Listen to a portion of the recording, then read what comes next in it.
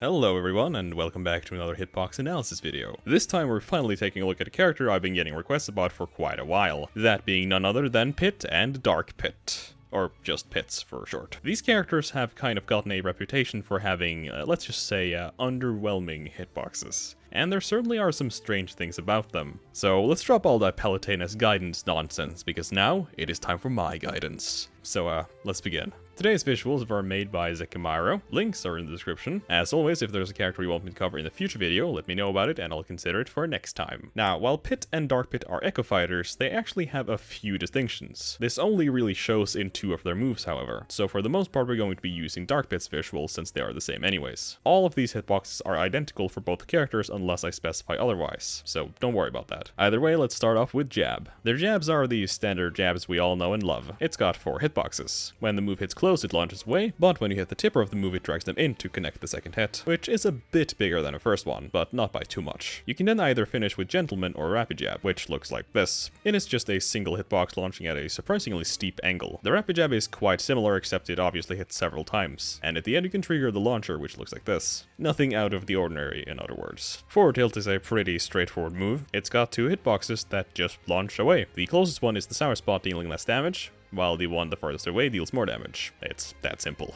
Though the move does have a nice amount of active frames for having a hitbox like this. It could be nice for covering techs or ledge get-ups, I would imagine. It's a nice move, no complaints from me. Keeping with our streak of quite simple moves, down tilt is, well, just that. It is a single hitbox that launches up. It is a pretty fast move and does have some combo potential, but the hitbox itself is not exactly the most amazing. It's decent enough, but really just about what you would expect, so not too much more to say honestly. Starting with up tilt, we're going to be seeing a bit of an unfortunate trend that affects a lot of Pit's hitboxes, that being multi-hits. Multi-hits are generally quite divisive. On one side, they usually allow for easier coverage due to the moves lasting longer, which can be good for trapping or covering options. On the other side, multi-hits are quite infamous for just not working right a lot of the time, especially when talking about multi-hit aerials. Smash, being quite a dynamic game, has a bit of a hard time guaranteeing consistent results when trying to trap opponents in the moves. Sometimes they just drop and it's just kind of how it is. This is usually not a huge issue since most characters don't have a ton of multi-hits, but Pits on the other hand have a lot more than usual and often has to rely on them to win, so when they drop you really do feel it. It doesn't help that a lot of the hitboxes are not super great to begin with, but more on that when we get there. As for up tilt, it is a bit of a strange move. It is, as you have probably guessed by now, a multi-hit. Though at least being a grounded multi-hit is a lot better than being an aerial one, since Pit is at least standing still for the duration of the move. The first hit looks like this. It covers the area in front of Pit and launches them slightly upwards in order to set up into the second hit of the move. The second hit is another hitbox above Pit's head, which also just launches up, though this time slightly away. This move has some nice combo potential and covers a pretty nice amount of area in total. It also does not have any knockback growth whatsoever, so it will always launch to the same spot regardless of percent, which is pretty unusual and kinda cool. So even though it's a bit of an unusual move, it has its purpose. Pit's dash attack is quite similar to his down tilt, with it being a downward slanted hitbox. It's pretty quick all things considered, and doesn't have a ton of lag either. It's a pretty good burst option even if you don't get too much out of landing it except for stage control. It launches up and away, which is pretty good for attempting some juggling. Aside from that, it's nothing special. But hey, when is stage control not a good thing? It's an alright move. Pit's grabs are not amazing. They are among some of the worst grabs in the game in terms of grab range, and while their frame rate is pretty fast, it's nothing special either. Their normal standing grab is really bad, covering just what it needs and not a centimeter more. Dash grab is a lot more generous, however, having notably more range compared to standing grab. Same is true for pivot grab, but pivot grabs in Ultimate are about as irrelevant as it gets, so it's not like it says too much. They do get some grab combos though, at least at low percents, and at higher percents F-throw can net you some stocks, which is actually pretty nice, even if the grab itself is nothing special. Now onto their aerials, which is where the multi-hits really start piling on. Neutral air is the stock standard multi-hit neutral air, though it is actually probably one of the better ones in the game. The move comes out on frame 4, which is actually really fast for a multi-hit aerial. It has 5 hitboxes, all of which drags you towards the center of the move. These hitboxes don't actually use autolink angles, which means that they can be a bit wonky at times depending on where you connect the move, though sometimes it can actually help, since autolink angles are not perfect, especially not on aerials. The move flickers in and out, keeping the opponent in place until the launcher comes out, which sends them away. Like I mentioned earlier, multi-hit aerials are very subject to having inconsistent hitboxes. since you now have to account for two characters moving before and after the move connects. It doesn't seem to happen a lot for this move in particular, but it's definitely possible and I can't imagine it's much fun. On a bit of a side note here, an odd thing that I noticed about this configuration of hitboxes is that they are actually totally identical to Banjo's neutral air, meaning they very likely just copied the data for Pit's snare and adjusted it a little when they made Banjo's neutral air. The frame data is obviously different, but in the move data, a large majority of the move is identical. I find it a bit strange because if you're going to copy any neutral air in the game to put it on your DLC character, Pit's neutral air is maybe not my first choice, but you do you, Nintendo. Forward air sees the triumphant return of the single long hitbox Pit seems to love so much. The move is pretty simple, just being a single hitbox with an auto-link angle. It tries to keep you inside the move and launches you away afterwards. In just being a single hitbox, I am sure this move has a lot of room for error, but I actually had it working fine for most of the testing I did, which granted wasn't a lot. But in being just a single auto-link angle, I would not be surprised if you had it drop from time to time. Aside from that, it's just a normal multi-hit aerial. Nothing special about it, really. I guess this is just Nintendo being cautious about characters with multiple jumps, as having a character with several jumps and good aerials have burned them in the past, to say the least. They aren't the worst, but they certainly are a lot less splashy than they could have been, if you know what I mean. Fair serves him well. It's a fine enough move, I suppose. Back air is one of the only aerials that is not a multi-hit, though despite this, it's not really that much more complex. It's a stab behind them in the air, a sweet spot on the tip, and a sour spot close to Pit's. There is, however, a pretty unusual thing about it, that being the first frame of the move. On this frame, the sweet spot is actually extended out a bit, but is immediately retracted to align with the sour spot, which I found to be a little amusing. It's usually not how these moves are made. Aside from that, the move is pretty good. It's got good kill power and not a ton of lag. You can do it out of a short hop, which is nice, but I guess that is true for any of his aerials. Up air is probably the most interesting out of Pit's aerials. It is a multi-hit, surprising absolutely no one. It has 4 hitboxes spread out above him, covering a surprisingly nice amount of area. It traps you within the move and launches you away, with the 2 hitboxes on the sides dragging in, while the middle ones launch up and down respectively. Again, these hitboxes do not use auto-link angles, which will lead to some inconsistencies with the move. In my testing of these moves, up air is probably the one that dropped the most out of all these aerials.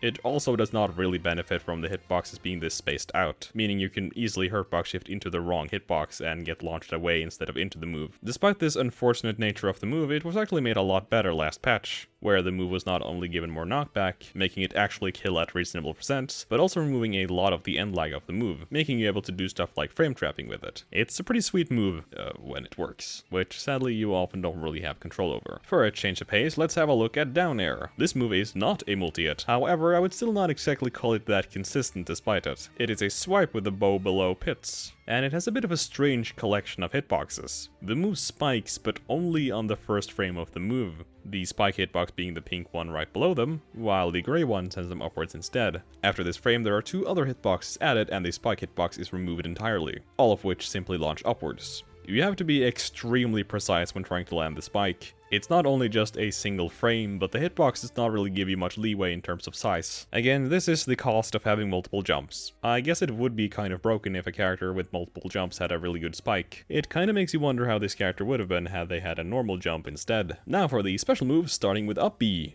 which does not have a hitbox. You just kind of up B and hope for the best. Luckily, Pits have a second recovery option, which, speaking of, this is one of the 2 moves that are actually unique to the 2 different versions of the characters. However, the differences are very minuscule in terms of hitboxes. The first part of the move is identical for both characters, and is where they dash forwards with the arm of their choice. It's got some super armor on the earlier parts of the move, as well as a little into the active frames. The move reflects projectiles, which is what the blue hitbox represents, while the red one is the detection hitbox that triggers the second part of the move, which is actually different for the 2 different characters. The 2 hitboxes themselves are almost identical and follow the same rules, being a single hitbox that launches away, while also having a reflector hitbox in the same spot. The only real difference between them being the angle as well as the knockback, with Pit's side B launching upwards, while Dark Pit's side B launches forward and is notably stronger. This move is a bit quirky, sadly. There is a chance you can connect the trigger hitbox but miss the actual launcher, because the hitbox is not really big enough to guarantee that the move connects into the second hit. Another pretty bad thing about it is that the second part of the move is frame 2, meaning there is a frame between when the trigger hitbox connects and the actual launcher comes out, meaning you can actually shield or air dodge if you're already buffering it, and you get lucky, since the trigger hitbox itself does not stun in any way. It's pretty unfortunate, and just adds to the overall unpolishedness of a lot of Pit's moves.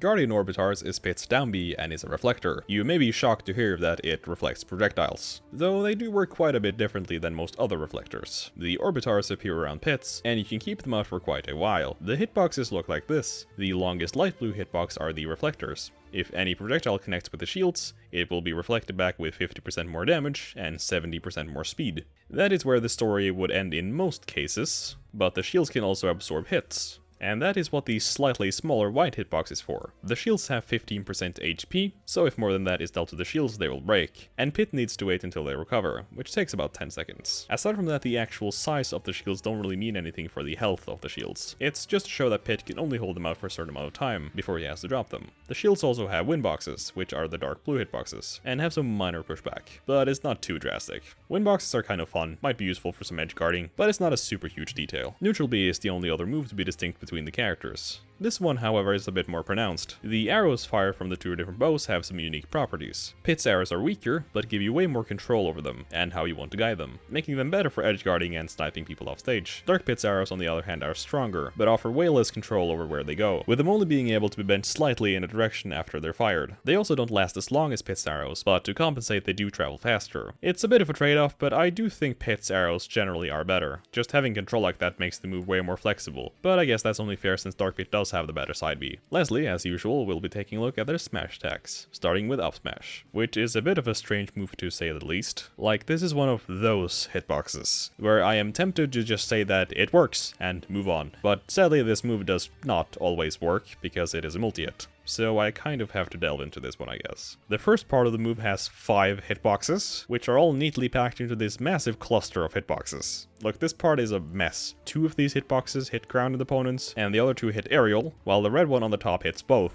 But they all try to set up into the second part of the move, so we'll just go with that. On the next frame, there are 2 hitboxes in front of Pits, which is there to scoop up any opponent that is in front of you. Why this hitbox could not have been on the last frame, I don't really know, but here it is anyways. After that, there is the second, or technically third part of the move, where there are 3 hitboxes that all hit grounded and aerial opponents. They also just serve to stun you and wait for the final launcher hit, which itself is 4 hitboxes that all launch up and away. The move is pretty good, but again, being a multi-hit will make it miss sometimes. That is just how it is. It's pretty quick though and can be a nice anti-air, since it does last for a while. It's a nice move. Forward smash is a lot like up smash, but a bit more simple. I say a bit because there are some suspect things here as well. It's a pretty quick slash in front of Pits consisting of 2 parts. It's very quick for a smash attack and has a lot of kill power as well. The first hit looks like this, and it's just a big dumb collection of hitboxes. There are 4 of them and they all serve the purpose of setting up into the second part of the move. 2 of them hit grounded and the other 2 hit aerial. The only real problem with this move is that there are so many different angles, and one of the hitboxes the farthest away that are meant for aerial opponents launch too far up, meaning that if you hit an aerial opponent, there's a chance it'll just drop. Which is unfortunate, but at this point the amount of sometimes non-functional moves is getting a bit ridiculous. The second hit is a simple hitbox launching away. It's pretty big though. Again, the curse of multi-hits live on, and there is sadly not much that can be done about it. Finally, we have down smash, which is actually not a multi-hit, and for some reason is a much more consistent move. Can't really figure out why though. It's a very simple down smash with 3 hitboxes just covering through the sides of Pits. The hitboxes the closest to Pit are slightly stronger, whereas the tippers are weaker. Aside from that, it is the normal down smash we are quite used to seeing by now. But that is it for the Pits. After having looked at all these hitboxes, I can't say I am surprised. A lot of their moves don't work the way they're intended to, with so many of them hinging on multi-hits, which themselves don't have super great hitboxes to begin with. It's not really surprising that the moves can be inconsistent. There are always more patches in the future though, so maybe they'll see a bit of a fix one day, because I genuinely do believe they could really use it. But that is all I had for today, so I hope you enjoyed the video, and until next time, thank you for watching.